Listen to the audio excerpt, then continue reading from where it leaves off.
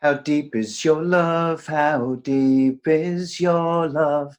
I really need to learn.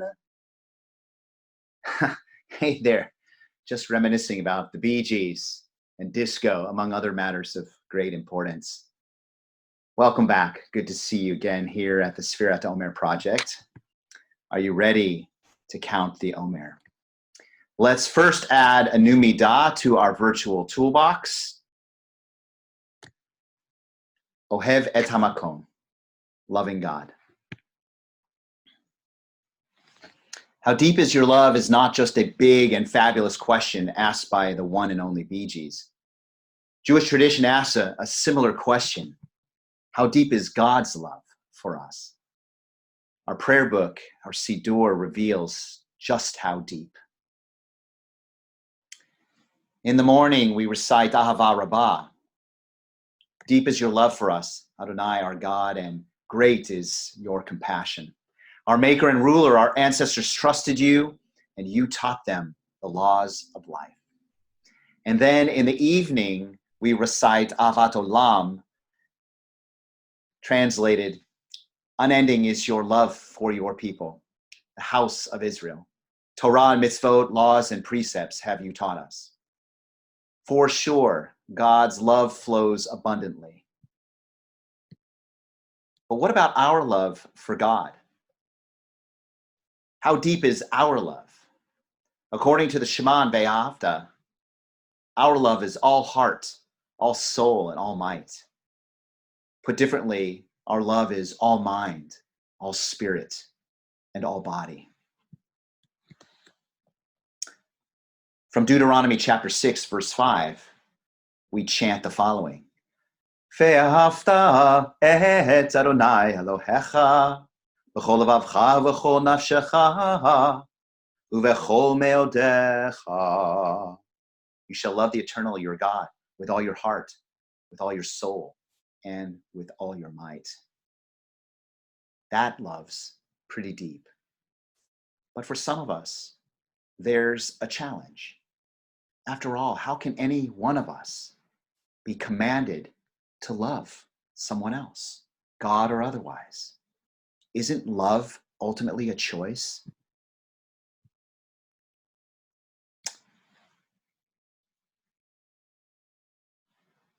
What if our love doesn't come that easily?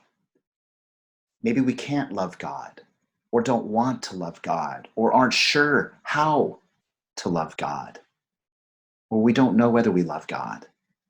Maybe we're wrestling with our faith, but our love for God feels elusive, even with our hearts open. One thing here I want to emphasize is that there are multiple pathways to Jewish authenticity. Faith in God, a loving faith in God, is but one of them. We can turn to the Torah, the practice of mitzvot, our community, tikkun olam, being a mensch, our affection for the land and people of Israel. There are so many alternatives on how we can live authentically as Jewish people. But then again, faith is one of those things that takes practice. And practice can often make progress. So then we could follow the Rambam's game plan. When a person contemplates God and God's great and wondrous works and obtains a glimpse of God's incomparable and infinite wisdom, the person will straight away love and glorify God. Or we could immerse ourselves in Talmud Torah, in the lifetime study of our Torah and its wisdom. We can live out the phrase, Vishinantam Livanecha. We can teach Torah to our children, or anyone for that matter, willing to imprint the instructions and wisdom of God upon their or our hearts. And in so doing, we can learn about God's ways. We can emulate God's ways, which in turn has a way of revealing our love for God. So, this means when we love our neighbors, we love God. When we give tzedakah, we love God. When we seek peace, yes, we love God. It all sounds so simple, right? Doing a mitzvah, fulfilling a commandment is about loving God. But seeing as today is Yom HaShoah, and we remember the Holocaust, we know life is far more complicated and sometimes far more devastating. And for many, the Shoah truly shattered the covenant between us and God. So, loving God post-Holocaust just seems so difficult sometimes, if not impossible. And yet, despite this brokenness, there are many who still remain, as the great Rabbi Irving Greenberg says, so in love with the dream of redemption that they have volunteered to carry on the mission to love this dream of redemption despite the terrors of the Shoah. To love this dream of redemption is a way of loving God. To love our liberation from bad things like hatred, from prejudice, from violence, from oppression, from marginalization. When we liberate our things from these bad things that plague our society, we do our best to grow our love for the Holy One of Blessing. In the words of artist Samuel Bach, throughout their long history of violation and abuse, the tablets have maintained their eternal power to emerge as a guide for those who choose to accept their covenant. Their power cannot be totally annihilated. Out of the fragments, new tablets are being created. With this renewed covenant, Chevre, somehow even more lovable in its brokenness, we can find a pathway, a renewed pathway, a strengthened and reinforced pathway to a greater love for God. So let's have at it. Practice makes progress. Let's count the Omer.